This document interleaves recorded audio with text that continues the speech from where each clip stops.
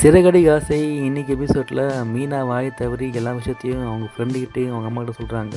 அம்மா நம்ம கடையை தூக்க சொன்னதே ரோகிணி தான். என்ன மீனா சொல்கிற? அது மட்டும் இல்லாமல் என் கணவரை கார் பிரேக்கை கட் பண்ணி கொலை பண்ணணும்னு சொல்லும் அவளாம் சொல்ல அவன் ஃப்ரெண்டு எல்லாம் சும்மா இருப்பாங்களா? என்ன மீனா சொல்கிற? எங்கள் முத்தண்ணனவே வந்து கொலை பண்ண நினச்சால அவள் நாங்கள் சும்மா இருப்போம்னு சொல்லிட்டு சத்யாவும் அவங்க ஃப்ரெண்டும் சேர்ந்து ஒரு திட்டம் போடுறாங்களே.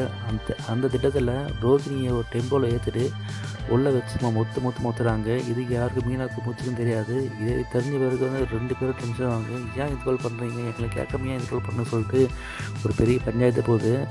ஆனால் இந்த எபிசோடு பயங்கர காமெடியாக இருக்குங்க.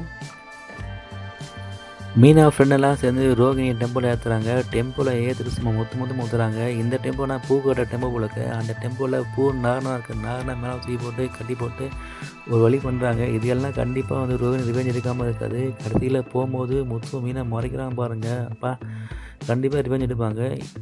இது போல் தான் இன்றைக்கி எபிசோடு சும்மா காமெடியாகவும் ஒரு பக்கம் சீரியஸாகவும் போல இருக்குது. கடைசியில் ரோகிணிக்கு வக்கீல் நோட்டீஸு மெசேஜ் வருது. இதெல்லாம் வச்சு பார்க்கும்போது இன்னும் வந்து சீரியல் கொஞ்சம் இழுத்தடிப்பாங்கன்னு நினைக்கிறேன். உங்களோட கருத்துக்களை கமெண்ட்டில் போஸ்ட் பண்ணுங்கள்.